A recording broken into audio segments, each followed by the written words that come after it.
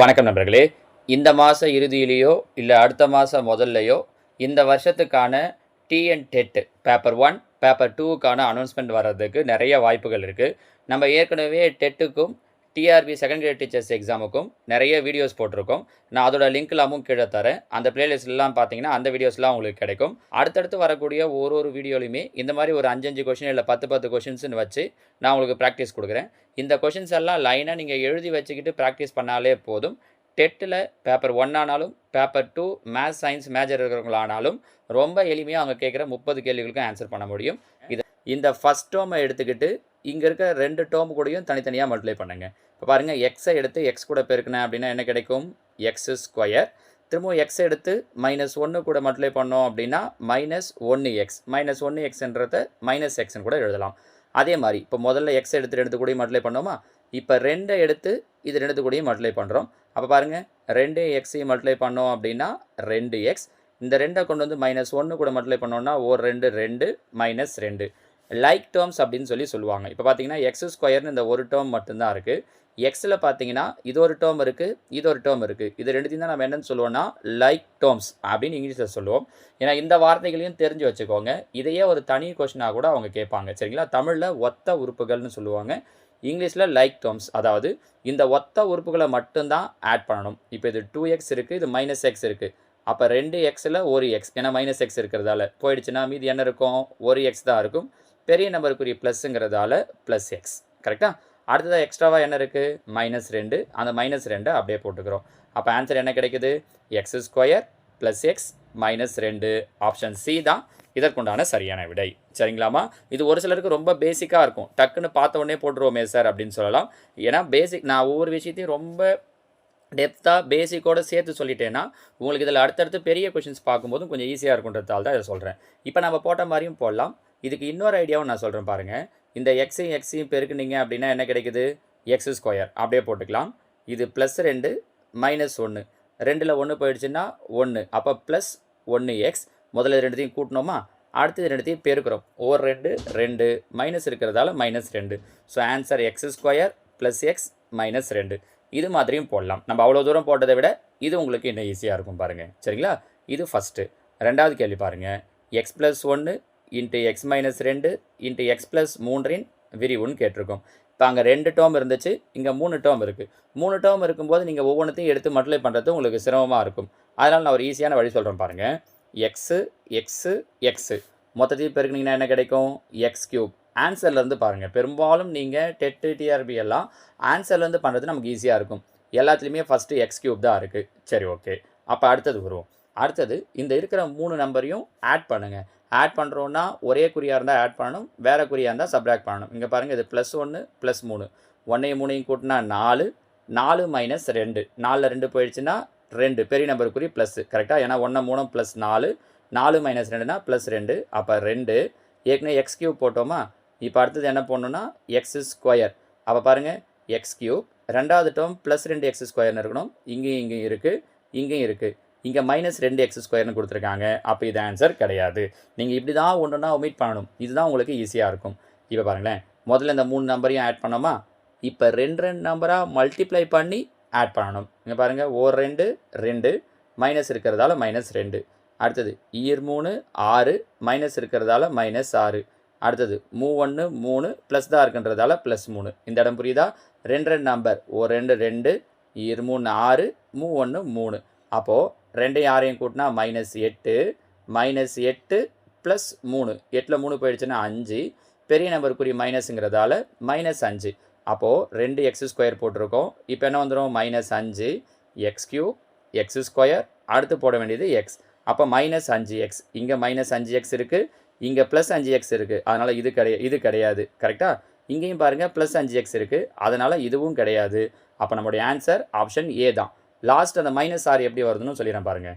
முதல்ல இந்த 1 2 3ங்கிறத தனித்தனியாக ஆட் பண்ணோமா? அப்புறம் 2 2ஆக பெருக்கணுமா? இப்போ 3த்தையும் பெருக்குங்க. 1 -2 3. 3த்தையும் பெருக்கினா என்ன வரும்?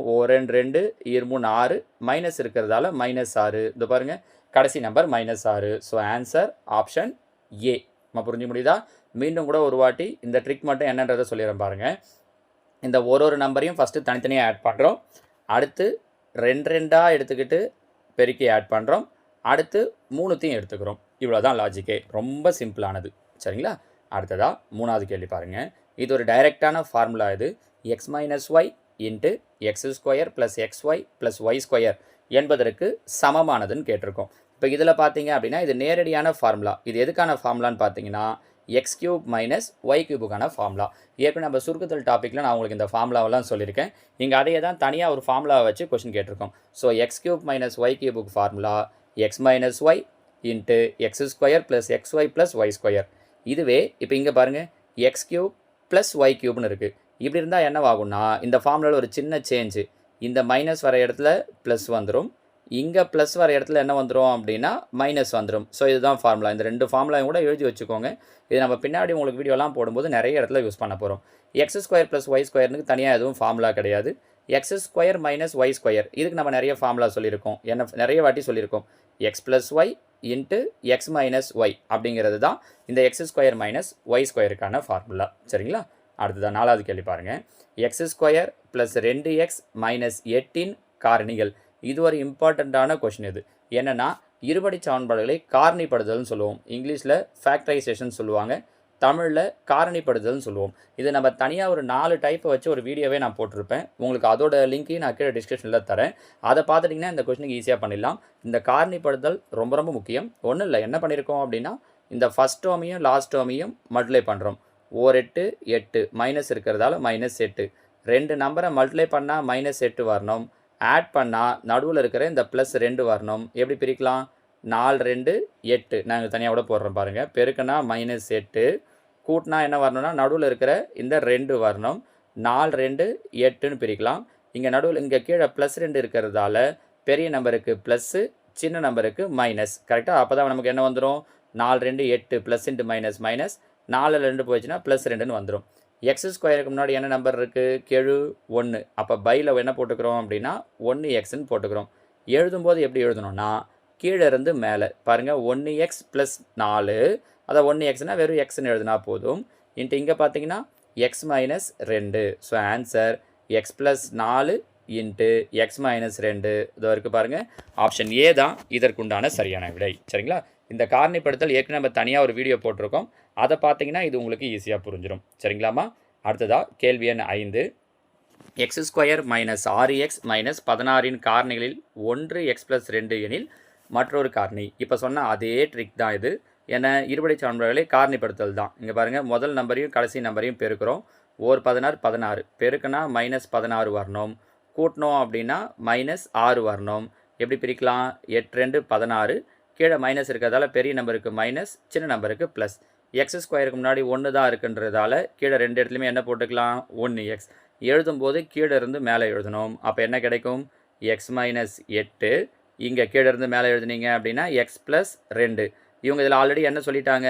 x + 2 சொல்லிட்டாங்க. அப்போ மீதி இருக்கிறது எது? x - 8. So answer option D, x - 8.